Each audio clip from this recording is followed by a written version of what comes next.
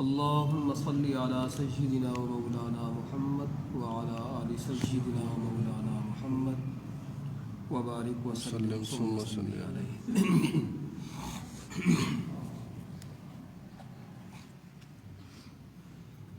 انسان کی فطرت میں اور اس کی جبلت میں اللہ نے خطا کا مادہ رکھا ہے. مختلف قسم کی خواہشات شہوات کا مرکب بنایا ہے. غلطی کا ہو جانا، کوتاہی کا ہو جانا، گناہ کا ہو جانا اس سے بعید نہیں ہے. اور جن سے گناہ نہیں ہوتے وہ انبیاء اور اللہ کے رسول ہوتے ہیں، چونکہ انسان ہونے کے ساتھ ساتھ ان کے اوپر اللہ کی خاص رحمت ہوتی ہے. رب کی رحمت کا ایک خاص پہرا ہوتا ہے جس وجہ سے اللہ انہیں گناہوں سے محفوظ فرما دیتے ہیں. جب انسان کے اندر یہ چیز موجود ہے تو گناہوں کا مادہ اور گناہوں کی خواہش ہونے کے بعد جب انسان گناہوں سے رک جاتا ہے تو یہ اس کا اصل کمال اور اصل خوبی ہوتی ہے.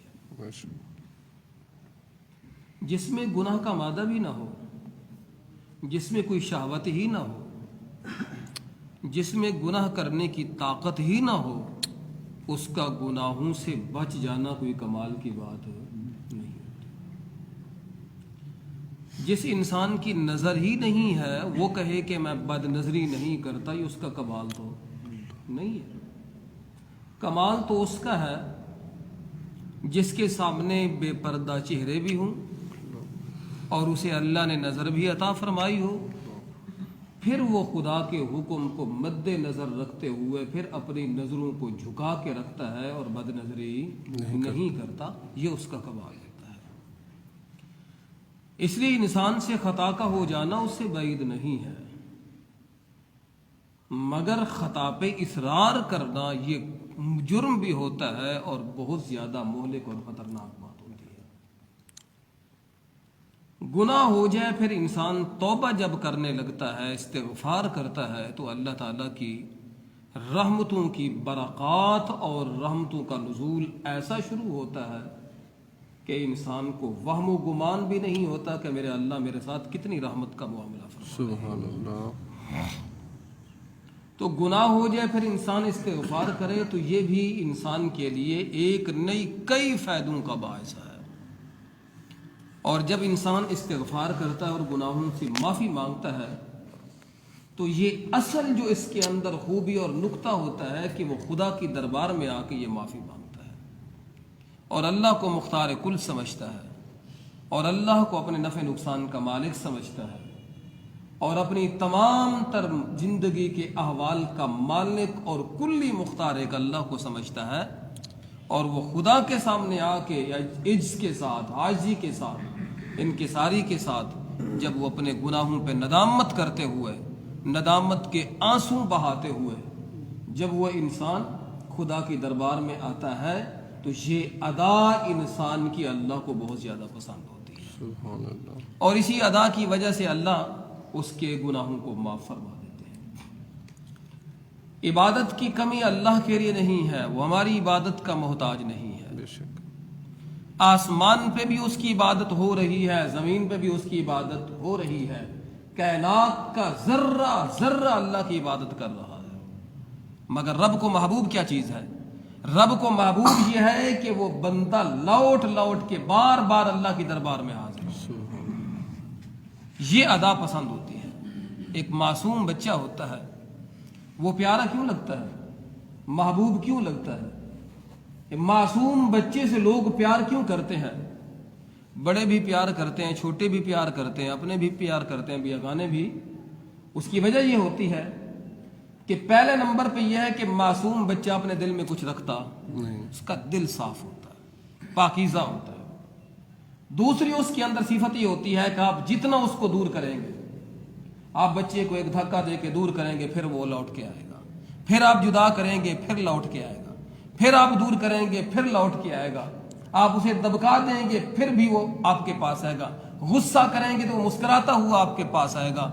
आप 2 दफा 3 दफा 4 दफा जब उसे दूर करेंगे फिर वो लौट के जब तुम्हारे पास आता है तो तुम्हारे दिल में एक ऐसी मोहब्बत का समंदर वो ठाठे मारने लगता है, आप उसे अपने सीने के साथ क्या कर लेते हैं, लगा लेते हैं। यही अदा बंदे की अगर बन जाए तो ये सबसे बड़ी आला अदा होती है जिससे अल्लाह मोहब्बत करते हैं। सुभान अल्लाह। आप कुरान मुकद्दस का मुताला करें, कुरान मुकद्दस इस चीज की बड़ी सराहत के साथ, बड़ी वजाहत के साथ इसको बयान करता है।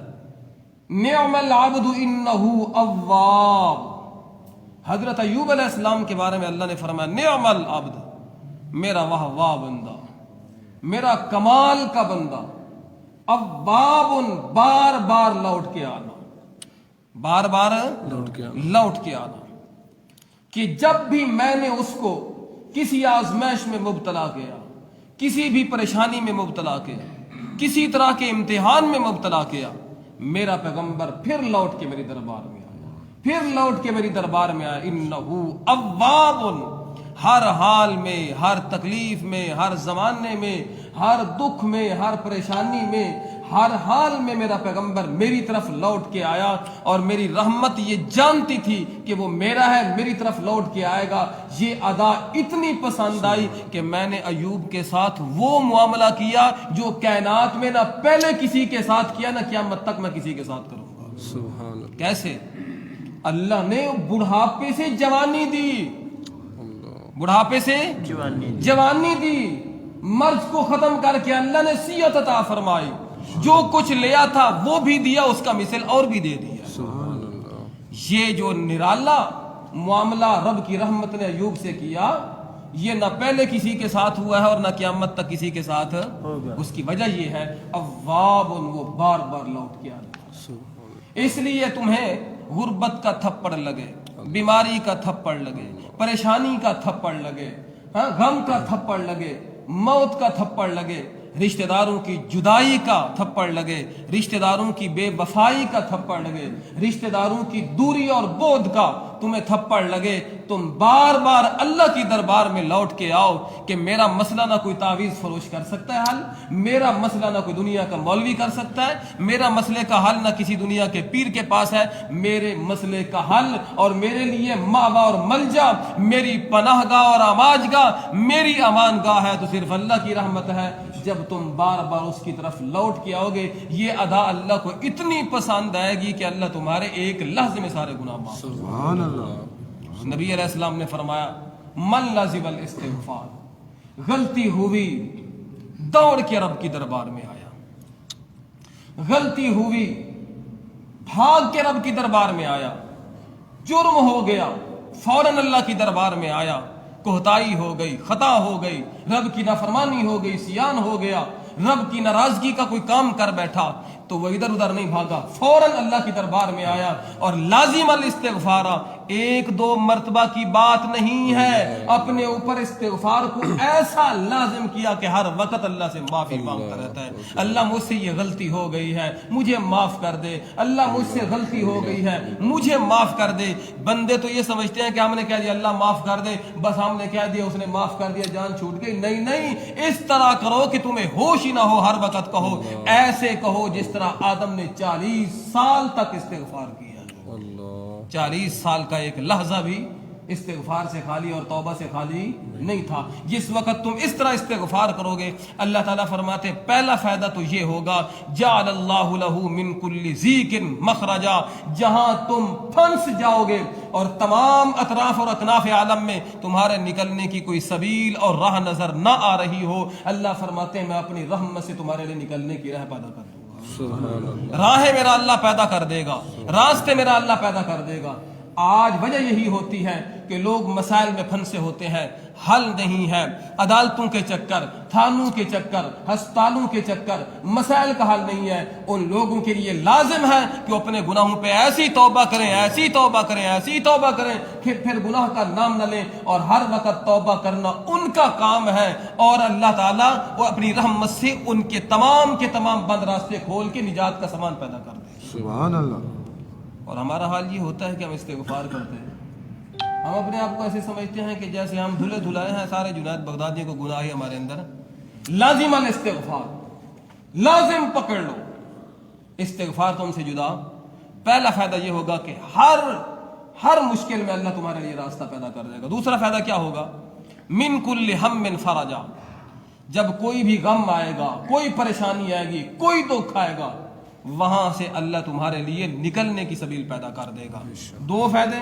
تیسرا فائدہ یہ ہوگا وَرَزَقَهُ مِنْ حَيْثُ لَا يَحْتَسِبُ، لوگوں کثرت سے استغفار کرنا تمہارا کام ہے، اور رزق کے دروازے کھول دینا اللہ کی رحمت کا۔ سبحان اللہ۔ وَيَرْزُقُهُ مِنْ حَيْثُ لَا يَحْتَسِبُ، اللہ تمہارے لیے وہاں سے رزق کے انتظام کرے گا جہاں تمہارے وہم و گمان میں بھی نہیں ہوگا۔ کبھی تم نے سوچا ہی نہیں ہوگا کہ میرا رزق فلاں جگہ سے آ سکتا ہے، نہیں آ سکتا، میرا رزق فلاں جگہ سے آ سکتا نہیں آ سکتا، تمہارے وہم و گمان میں بھی نہیں آیا ہوگا، تم سوئے ہوئے ہوگے مگر اللہ تمہارے لیے رزق کے اسباب پیدا کر رہا ہوگا۔ کتنا ایسا ہوتا ہے کہ بندہ ساری رات سویا رہتا ہے اور صبح کو خبر ملتی ہے آپ کو فلاں جگہ سے بھی نفع مل گیا، فلاں جگہ سے بھی نفع مل گیا، فلاں جگہ سے بھی نفع مل گیا، آپ کا فلاں کام بھی ہو گیا، فلاں کام بھی ہو گیا، فلاں کام بھی ہو گیا۔ بندہ غفلت سے سو جاتا ہے مگر رب کی رحمت اس کی پرواہ ایسی کرتی ہے، ایسی نگرانی اور حفاظت کرتی ہے کہ سوئے ہوئے بندے کے لیے اللہ روزی کا انتظام کر رہا ہوتا ہے۔ تو اس لیے ہمیشہ یہ سبق ملا کہ ہمیشہ ہمارا تعلق اللہ سے ہونا چاہیے، کسی دربار سے نہ ہو، کسی مزار سے نہ ہو۔ مزار پہ جاؤ دینے کے لیے جاؤ، لینے کے لیے نہ جاؤ۔ کسی قبر پہ جاؤ دینے کے نظریے سے جاؤ، لینے کے نظریے سے نہ جاؤ کہ ہم کچھ نہ کچھ دے کے آئیں گے، ہم اس کے لیے اور کچھ نہیں تو بخشش کی دعا تو کرتے آئیں گے۔ وہ تمہاری دعاؤں کا محتاج ہے، وہ تمہاری دعاؤں کا محتاج ہوتا ہے۔ لہٰذا یہ تم جو نظریہ رکھتے ہو کہ ہم وہاں سے کچھ لے کے آئیں گے، بھائی وہ دامن بھرنے والے نہیں ہیں، وہ دامن خالی کرنے والے ہیں۔ وہ تمہارے دامن یہ تمام درباروں مزاروں والے یہ تمہارے دامن خالی کرنے والے ہیں۔ دامن بھرنے والا اکیلا ایک اللہ ہے جو ساری کائنات کا داتا ہے، ساری کائنات کا داتا ہے۔ اور پھر نعرے لگتے ہیں کچھ لے گے آؤ گے تو کچھ لے کے جاؤ گے، خالی ہاتھ آؤ گے تو خالی ہاتھ جاؤ گے۔ رب تعالیٰ فرماتے ہیں نہیں نہیں، میری دربار میں یہ ضابطہ نہیں چلتا، میری دربار میں یہ ضابطہ چلتا ہے خالی ہاتھ آؤ گے جھولیاں بھر کے جاؤ گے، پریشان حال آؤ گے خوشیاں لے کے جاؤ گے، تہی دامن آؤ گے اپنے دامن رحمتوں اور اللہ کی برکتوں سے بھر کے جاؤ گے۔ اس لیے ہمیشہ جب خدا سے بندے کا رابطہ ہوتا ہے تو اللہ مشکلیں بھی آسان کر دیتا ہے اور اللہ رزق کی پریشانیاں بھی دور کر دیتا ہے۔ اللہ پاک سے ایمان عمل کی توفیق عطا فرمائے۔